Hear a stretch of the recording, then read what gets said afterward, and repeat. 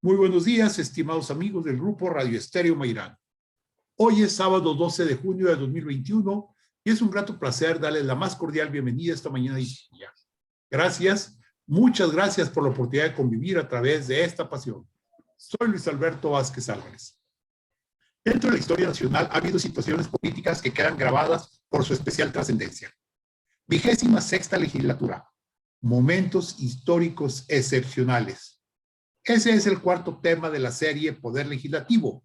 Y recuerden, distinguidas damas y caballeros amantes de la historia, que para nosotros escuchar sus opiniones nos enaltece, eleva nuestra calidad humana, porque lo que ustedes decidan compartirnos nos ayuda siempre a crecer. Todos ustedes son muy valiosos para nosotros. Por ello les invitamos a que con toda confianza nos brinden su visión del tema y nos honren con ella. Con mucho agrado damos la más cordial de las bienvenidas a nuestro invitado, Juan Antonio García Villa, licenciado en Derecho y en Economía, funcionario y legislador federal y local, columnista de varios medios de comunicación locales y nacionales, amante de la historia y la literatura. Juan Antonio, muy buenos días.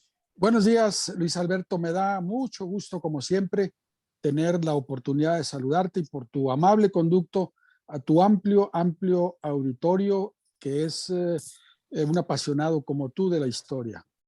Gracias.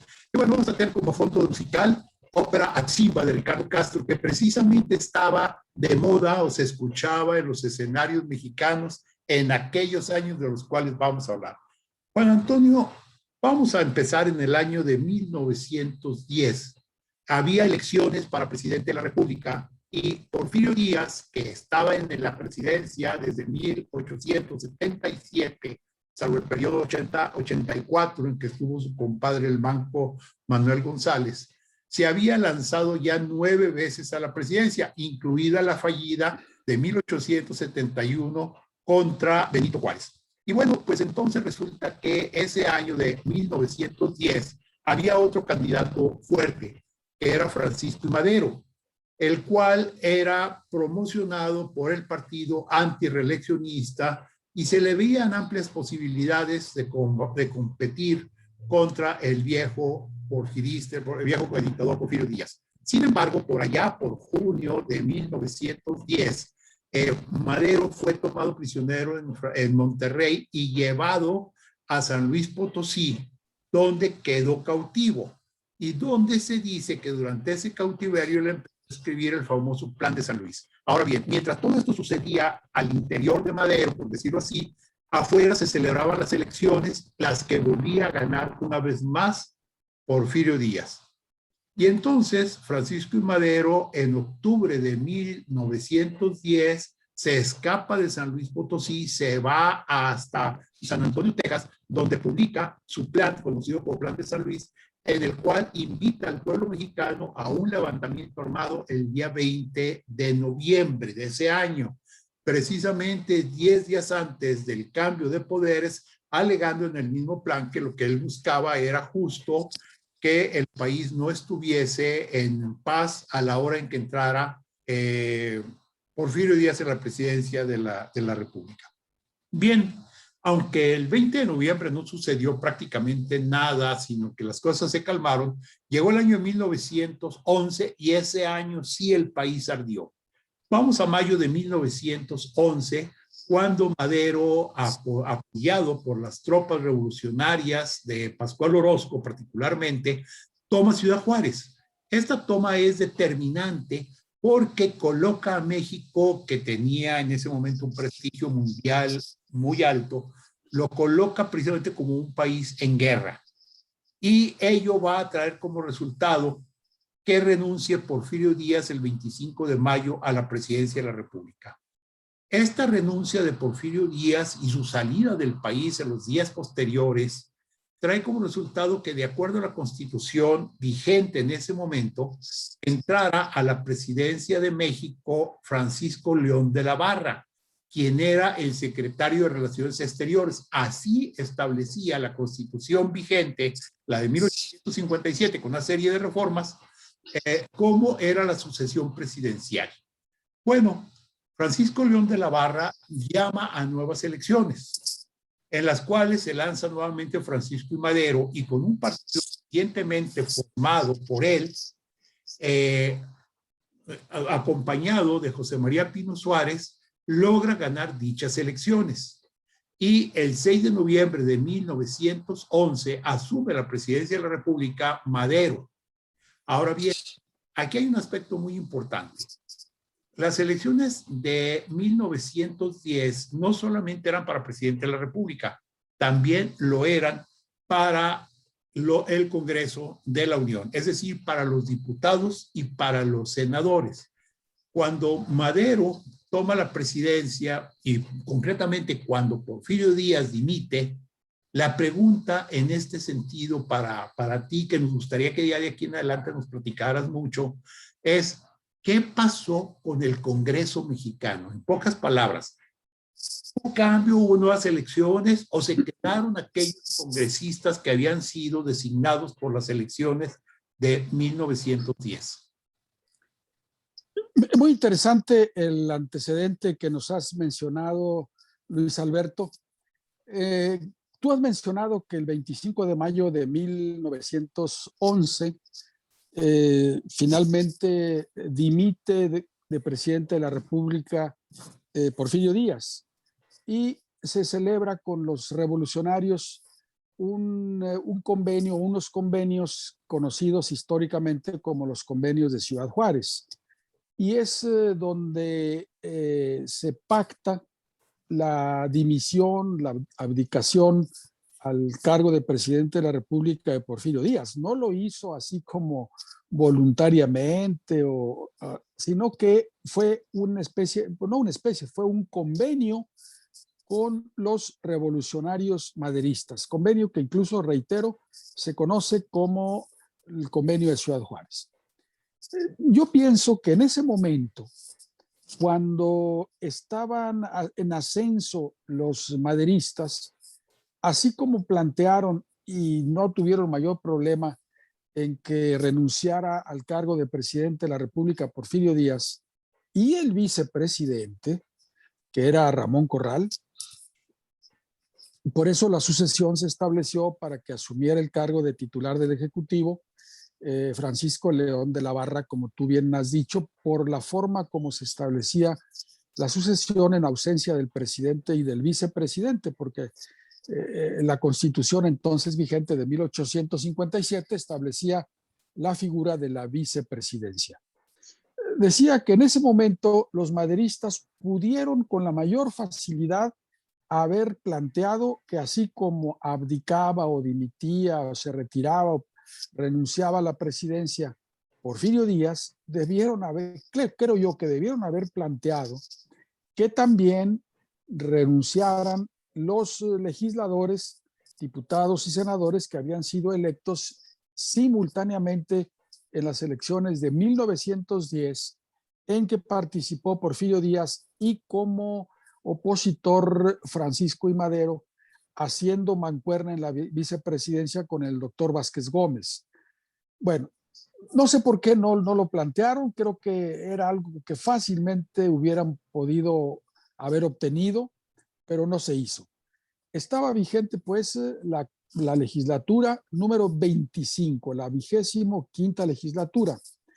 Cabe recordar que las legislaturas hasta la fecha se computan no a partir del primer Congreso de México, sea el ordinario, sea el constituyente de 1824, sino que se computan a partir de la República restaurada. Esa fue la primera legislatura y así sucesivamente hasta la que va a tomar posesión próximamente, resultado de las elecciones del pasado domingo 6 de junio, que será la número 65ª. Si alguien intenta hacer el cálculo, no le va a dar. ¿Por qué? Porque los diputados duraban en funciones en cada legislatura 2 años, igual que los senadores 4. Toda vez que nuestro modelo de constitución tomó en este punto lo que establecía la Constitución norteamericana, que en muy buena medida, sobre todo en esos aspectos, sirvió de modelo para la mexicana. Entonces, pues, como tú has dicho, se vienen las elecciones extraordinarias que gana de calle Francisco I. Madero, llevando ya como vicepresidente a Pino Suárez, Pino Suárez, y pues tiene que rendir protesta ante un Congreso porfirista, que de entrada pues era un Congreso adverso, tanto integrado por senadores como por diputados. Bueno, todo el mundo está de acuerdo en que durante el largo periodo del porfiriato los legisladores fueron obsequiosos, sumisos, como ahora que no le cambiaban una coma a alguna iniciativa que llegara del presidente de la República. Que por cierto, las iniciativas que enviaba el presidente de la República, decía la Constitución, y sigue diciendo todavía, que se turnarán de inmediato a comisiones. A mí siempre me llamó la atención que se dijera, bueno, ¿por qué? Pues también las que presentan los diputados se turnan de inmediato a comisiones. Lo que pasa es que esa expresión es como una reminiscencia de una práctica diferente que se tenía establecida en el ámbito del Poder Legislativo. Las iniciativas que presentaban los diputados o los senadores no pasaban de inmediato a comisiones. Primero se tenía que verificar que la apoyara cuando menos la mayoría de una diputación estatal. Se llamaba entonces diputación al grupo de diputados de un mismo estado de la República, que podrían ser de diferentes partidos, tendencias, clubes políticos, etcétera.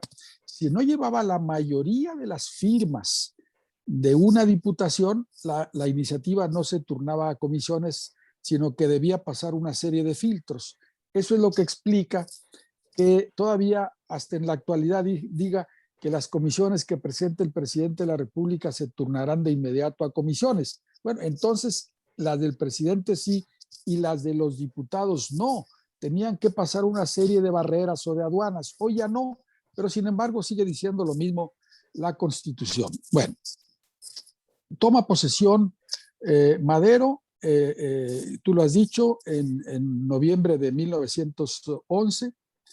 En septiembre de 1900, incluso no solamente toma posesión ante una legislatura pues netamente porfirista, sino que también presenta sus informes de la República o presidente de la República al también ese Congreso o esa legislatura de corte y de origen porfirista.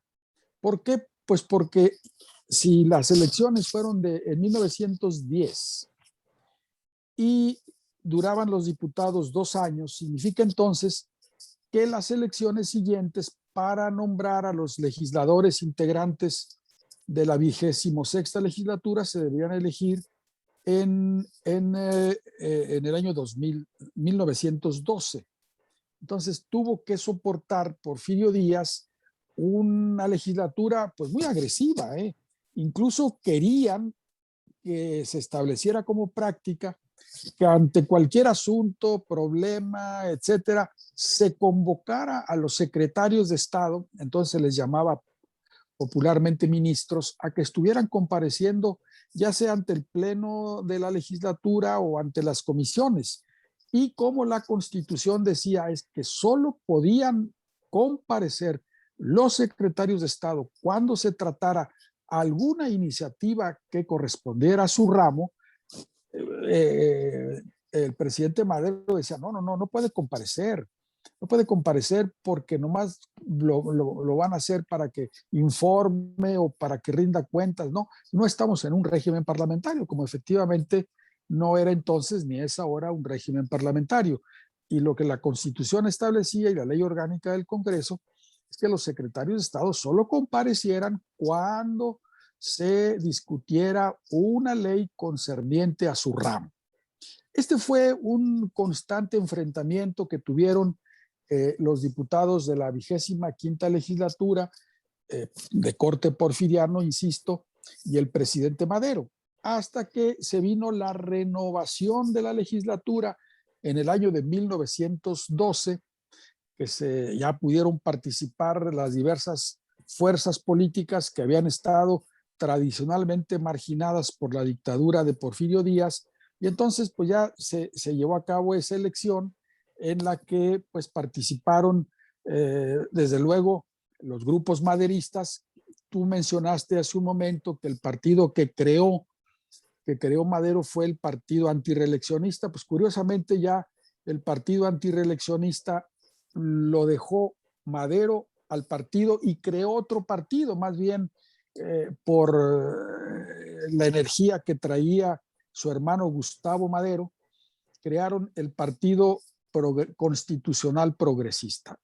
Se Así vienen es. las elecciones, pero antes de que se dieran las elecciones, rápidamente la legislatura que iba de salida introdujo un cambio muy importante tanto a la constitución política del país, que era la de 1857, como a la legislación electoral ordinaria para introducir una reforma muy importante.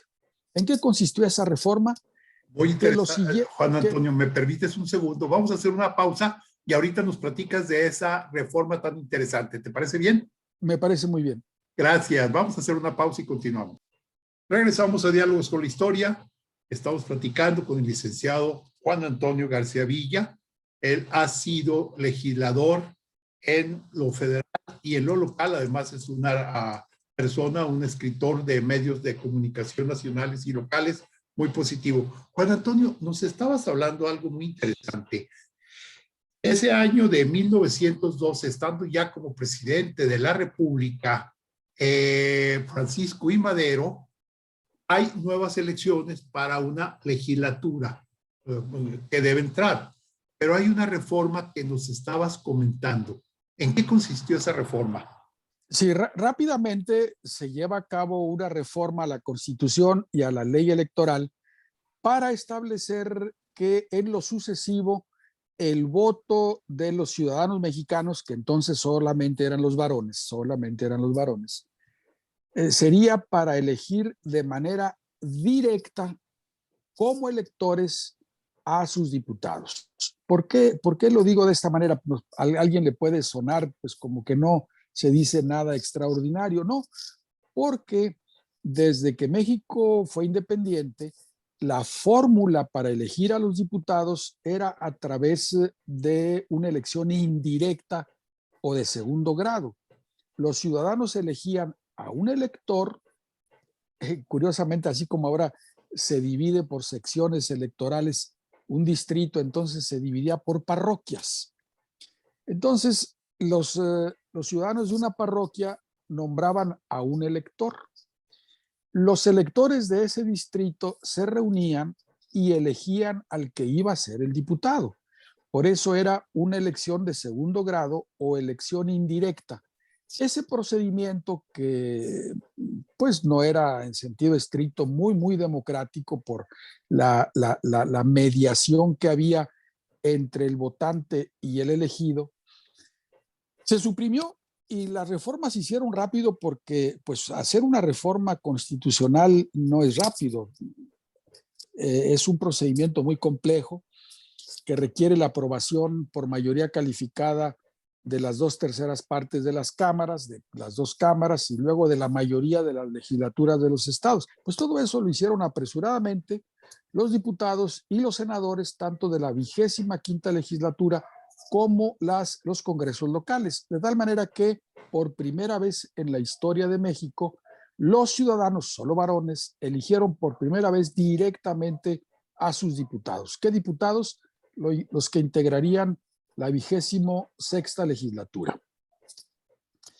Se seguía el estilo tradicional, se llevaban a cabo las elecciones, el consejo distrital o la junta distrital entregaba su mayoría al que había obtenido mayoría de votos, su constancia de mayoría de votos, llevaban sus credenciales, se reunían en la Ciudad de México, se establecía el colegio electoral con los presuntos diputados, que así se le llamaba, y los presuntos diputados autocalificaban sus propias elecciones, sistema que vino terminando en México hasta mediados de la década de los 90, cuando ya se estableció el sistema jurisdiccional. Ahora, quien califica una elección es el Tribunal Electoral, el que extiende la constancia de que un ciudadano ha ganado una elección es el Instituto Nacional Electoral y cuando hay inconformidades, estas se resuelven a través del Tribunal Electoral del Poder Judicial de la Federación.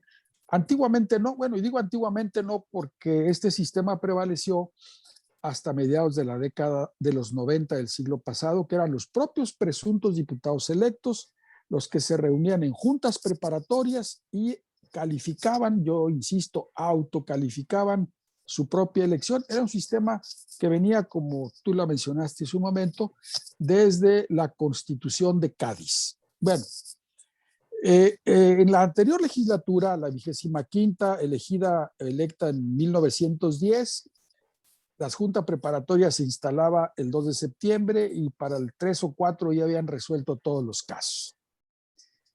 En esta nueva legislatura, la 26, fue pues más litigiosa la cuestión. Hubo muchas controversias y discusiones de que hubo fraude, de que este no cumple los requisitos, etcétera, etcétera, ¿no?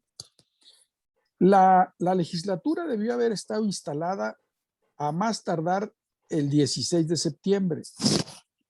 La anterior legislatura de la 25, que se estableció y se inició con Porfirio Díaz, en 2-3 sesiones resolvieron. Bueno, aquí llegó el día en que la legislatura nueva debía establecerse y no se había terminado de calificar la elección de todos los diputados. Sin embargo, quienes presidían dijeron, bueno, vamos a instalarnos y dejamos pendientes los distritos que aún nos faltan, de tal manera que la legislatura, sin estar totalmente calificados o calificada la elección de sus integrantes, se instaló el 16 de septiembre de 1912, cuya primera sesión o apertura del periodo asistió don Francisco I. Madero y rindió ante esa legislatura mocha, pero ya instalada y en funciones, su informe de gobierno.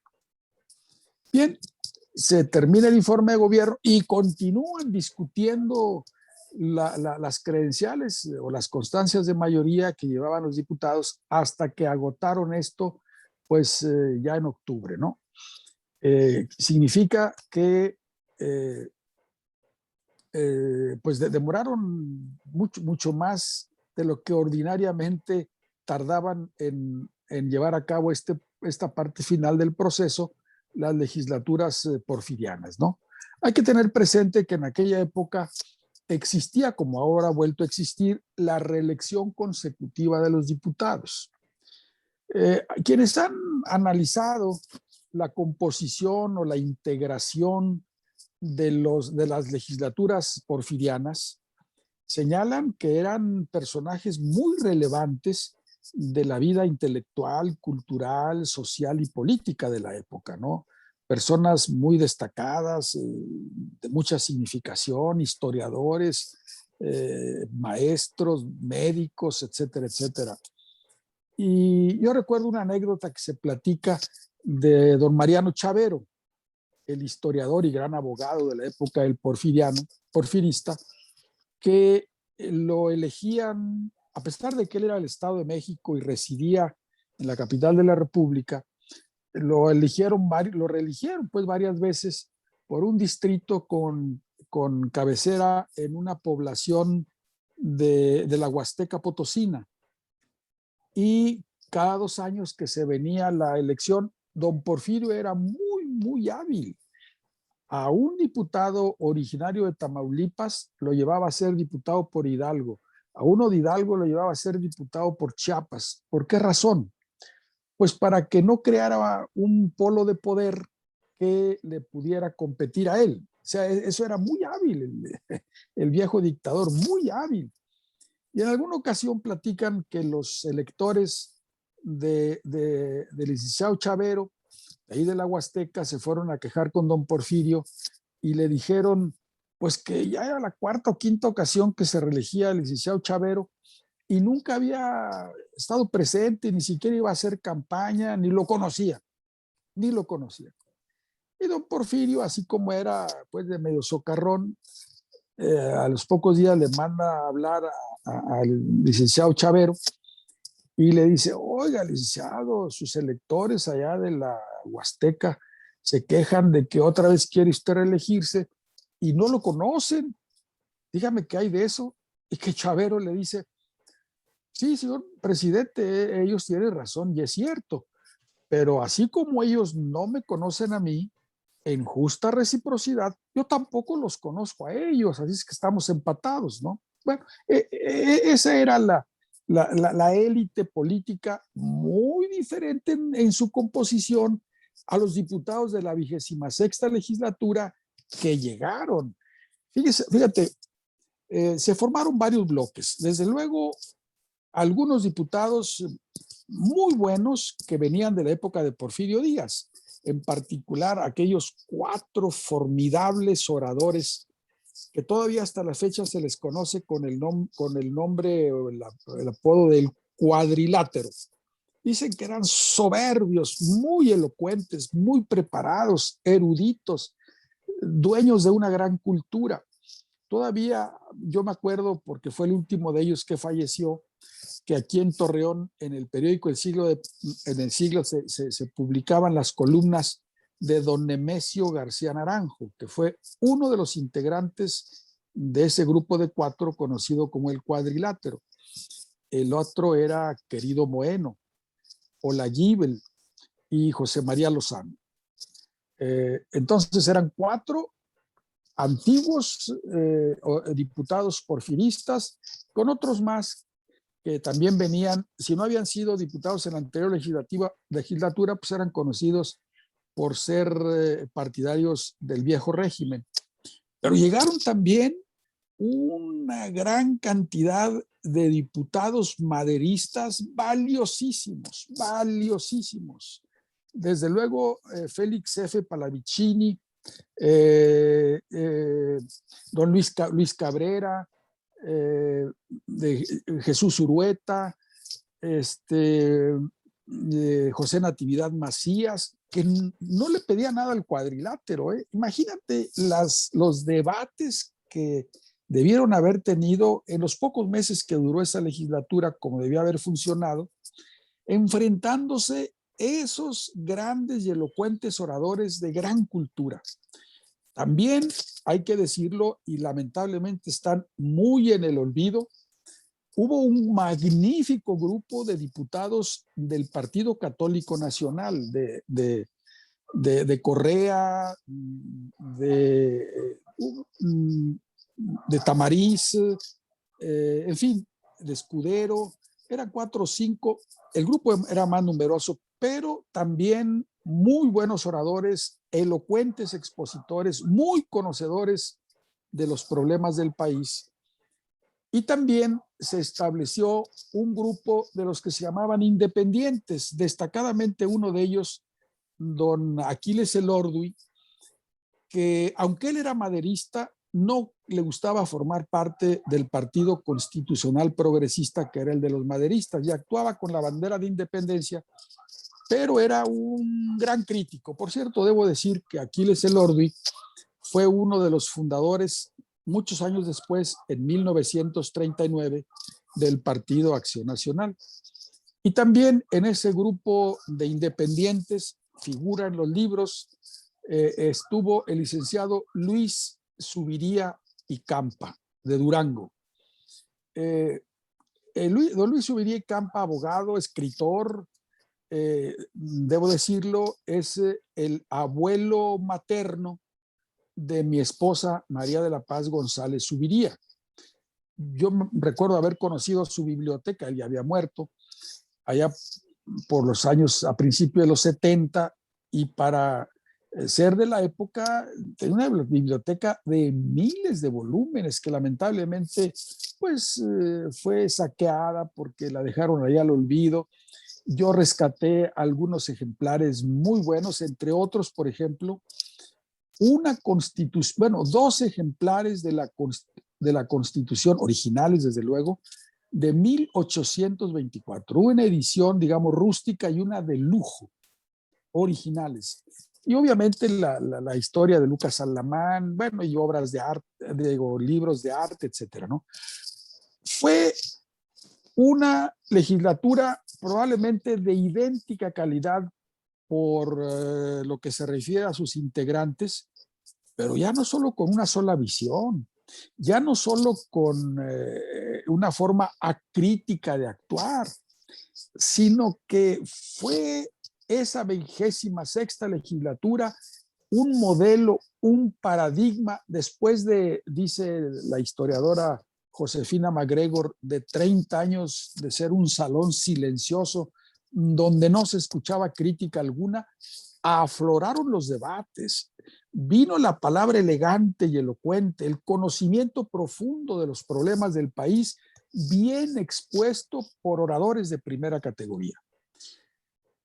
Esta legislatura ya fue diferente, aunque los maderistas, obviamente, pues de los embates de los grandes oradores de origen porfirista que estaban en continua, permanente crítica contra la política del presidente Madero, bueno, Madero tenía elocuentes defensores entre, pues cuando menos ese otro cuadrilátero de José Natividad Macías, Luis Cabrera, Jesús Urueta, en fin. Y son memorables los debates interesantísimos que en particular sostuvieron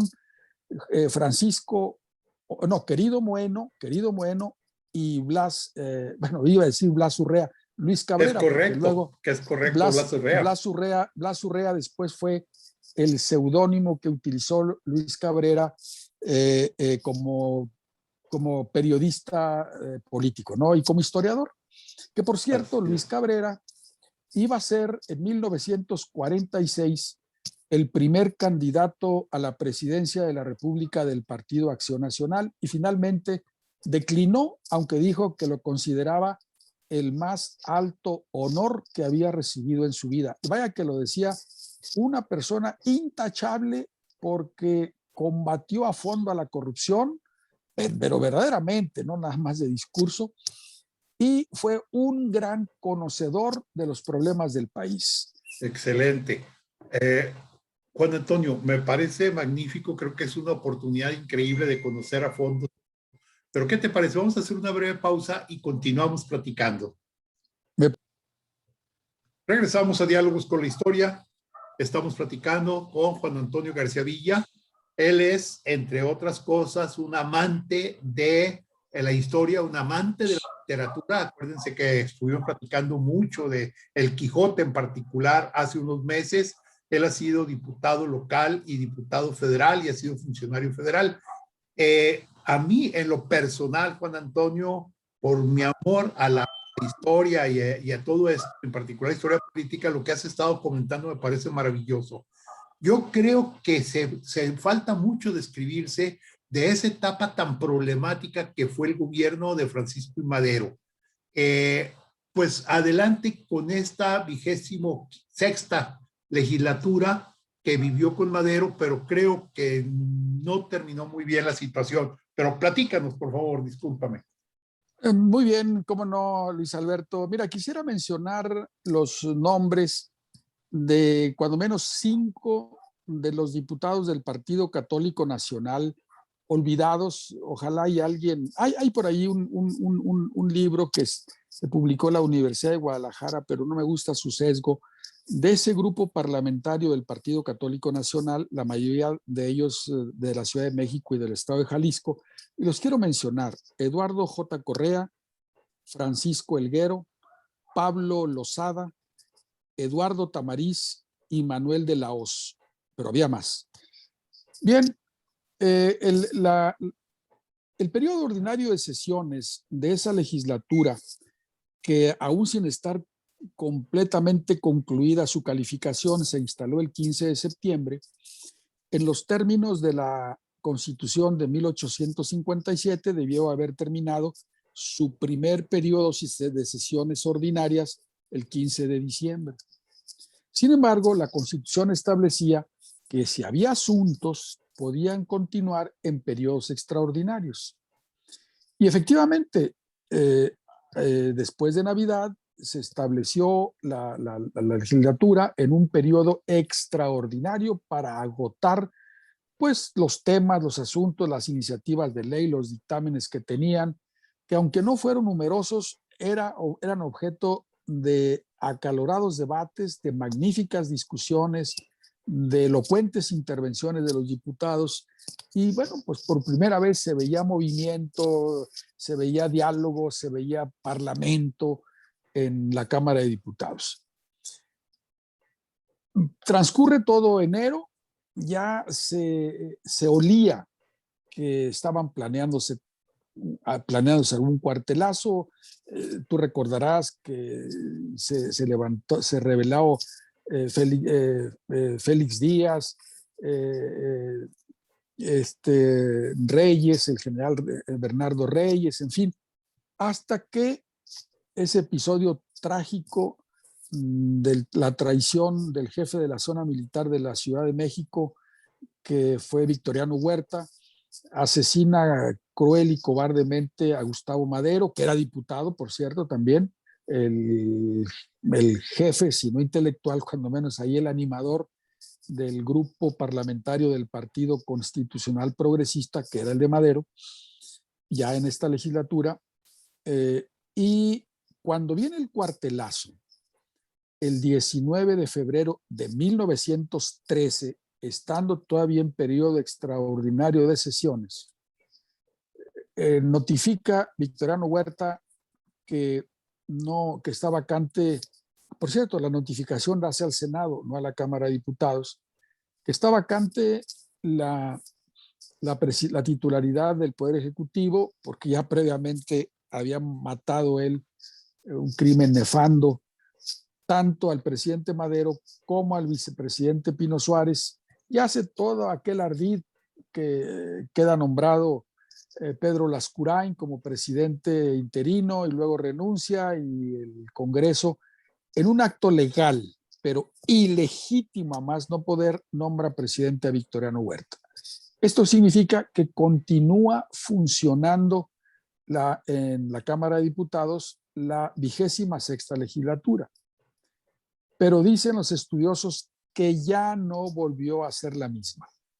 Ya no podían discutir con libertad, vino el asesinato del senador Belisario Domínguez, fueron hostilizados por el chacal Victoriano Huerta, hasta que en octubre, 8 meses después, disuelve las cámaras.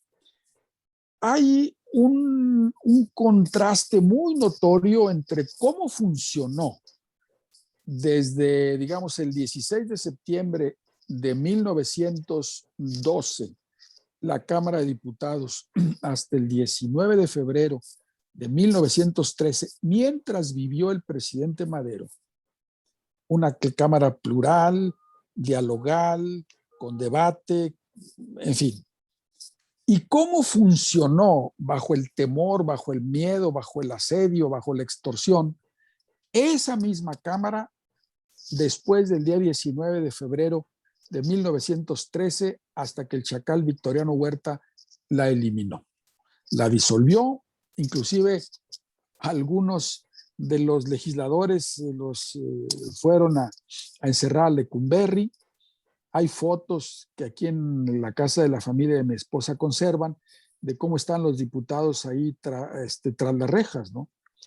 Bueno, esta legislatura, decía, es como paradigmática, porque como que vemos en el año un mes que funcionó, 2 tipos de legislaturas que hemos tenido en México. Las legislaturas de sumisión, de irresponsabilidad, el clásico legislador que el diputado ve, que el pueblo ve que no sirve para nada porque solo levanta las manos y no sabe ni lo que aprueba, ni lo que discute, o mejor dicho, que ni siquiera discute. Y las legislaturas en contraste de una intensa actividad legislativa y parlamentaria, que funciona con un alto sentido de responsabilidad, con diputados y senadores estudiosos que debaten, que analizan, que cuestionan, que plantean, que deliberan, que votan en conciencia. Ambas visiones se pueden ver curiosamente en la 26ª legislatura. Esas legislaturas de discusión, de diálogo, de debate parlamentario, etcétera, las tenemos sobre todo en la República Restaurada.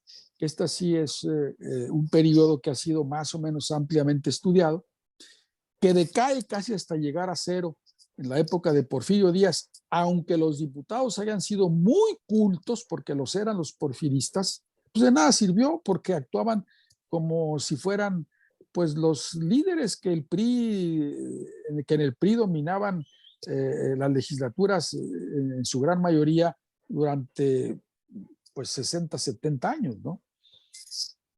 Y los periodos lamentablemente muy fugaces en los que hemos tenido legislaturas de discusión democráticas, de estudio, de responsabilidad.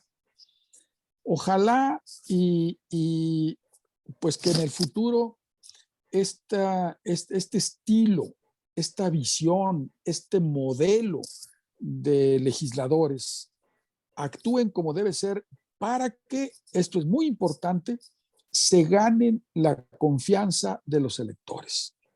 Aquello de los moches es algo verdaderamente vergonzoso, que se estila también en los Estados Unidos. Bueno, pues probablemente se estile, eso no significa que aquí se debe practicar.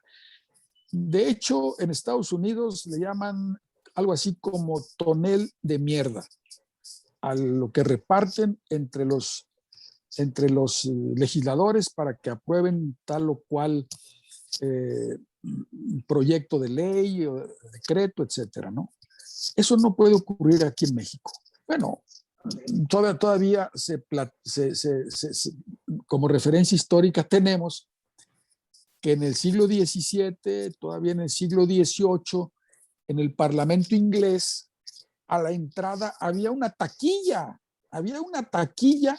donde el parlamentario iba y vendía su voto y se comprometía a votar en determinado sentido algún proyecto. Bueno, pues eso ya pasó a la historia, eso no debe ser. ¿Por qué? Porque es muy importante que el ciudadano mexicano sienta confianza en sus legisladores, pero para ello primero se debe agotar un paso previo, que el ciudadano mexicano esté consciente que la función legislativa es primordial. Y no me refiero solo al hecho de un cuerpo colegiado que aprueba las leyes, que cuando se dice son legisladores y están legislando, no. Creo que modernamente y a lo largo del tiempo, la función más importante de una legislatura es la de control. Es un contrapeso, es un balance al otro poder o a los otros dos poderes, pero sobre todo a uno que si no tiene esos frenos, se puede exceder y se llega a verdaderos abusos, como llegamos en el pasado priista en México, y que ojalá en el futuro no volvamos a esa visión ominosa de la política en México, porque los legisladores son muy mal vistos. Los levantaderos, lo que no saben ni de lo que se trata, los que están dormitando en la curul o en el escaño, a tal grado de que se restableció la reelección a partir de esta 65ª legislatura que toma posesión próximamente, porque se supone que es un incentivo que tiene el legislador para hacer bien las cosas, no solo desde el punto de vista legislativo, sino también en sus funciones de contralor, de aprobador del presupuesto, de la revisión de cuentas, de la vigilancia de la correcta orientación de la administración pública por estas vías, y sobre todo porque sea un adecuado mediador. No me gusta la palabra gestor, que por fortuna no se ha incorporado a la Constitución, aunque ha habido intentos por incorporar a la Constitución la función de gestoría como una función relevante de los diputados, porque se presta a que se convierta en tráfico de influencias legalizado y se le vea al diputado como un coyote y que su principal actividad es el coyotaje. Es algo finalmente despreciable, pero sí es bueno que el diputado cuando hay problemas graves que tienen que ver con la administración pública, tenga de manera abierta y transparente la correcta intervención que se requiere para que la administración pública atienda ese tipo de problemas. Finalmente, es una cuestión de control, de control. Muy bien, excelente. Oye, qué magnífica exposición, me encanta. Y me gustaría aprovechar el momento para invitarte, proponerte, a ver si podemos hacer después algunos otros programas de legislaciones similares. Por ejemplo, cómo se llevó a cabo, que fue otro ejemplo especial, la votación o todos los debates para la creación de la Constitución del 24, entre aquellos grandes pensadores como eran Servando Teresa de Mier, como era Gómez Farías. Sí, Gómez Farías. ¿Cómo es que se analizó la situación de crear el sistema federal y no el centralista? Y la otra es también la Constitución llevada a cabo en el Teatro Iturbide de Querétaro, o más tarde Teatro de la República, para la Constitución de 1917. Creo que históricamente podríamos aprender mucho de legislaciones de esa naturaleza. Luego después vinieron otras legislaciones que valdría la pena pensar, analizar, como la legislatura de 1923, cuando se discutieron los famosos tratados de Bucareli. Y no sé cuál otra se te ocurre a ti que pudiéramos más tarde, posteriormente, comentar. El caso de los tratados de Bucareli solo fue el Senado, porque los tratados solo los aprueba el Senado en México, ¿no? Pero yo me refería a la cuestión de los legisladores discutiendo con... no, sí, claro, cómo no. No, bueno, pues ha habido, digamos, destellos, chispazos en muchas legislaturas, pero desde luego los constituyentes, el constituyente de 1917 es apasionante. Claro. Es apasionante. Y por fortuna ha sido objeto de un sinnúmero de investigaciones y estudios. Inclusive no se le aceptó la propuesta a Venustiano Carranza tal cual como la presentaba, por ejemplo, en el caso de la ley del trabajo. De la ley del trabajo, de la cuestión agraria, inclusive del artículo 24, Sí. Del artículo sobre educación. Hubo un grupo que se radicalizó mucho y se le salieron de control a Carranza. Perfecto. Bueno, Antonio García Villa, muchísimas gracias. En mi personal punto de vista, y creo que nuestro auditorio así lo va a agradecer, fue una excelente exposición. Muchas gracias. Y la verdad es que esperamos pronto volver a tenerte con nosotros aquí en Diálogos con Historia. Muchas gracias, Juan Antonio. Gracias, Luis Alberto. Buenos días. Un saludo a todo tu auditorio por su amabilidad y por su paciencia. Gracias. Gracias a mi compañera Claudia Martínez Martel, la coordinación de este programa, a mi compañero Roberto Ríos en la grabación, y a ustedes, estimadas amigas, amigos, nos esperamos el próximo sábado. Muchas gracias. Muy buenos días. Muy feliz fin de semana.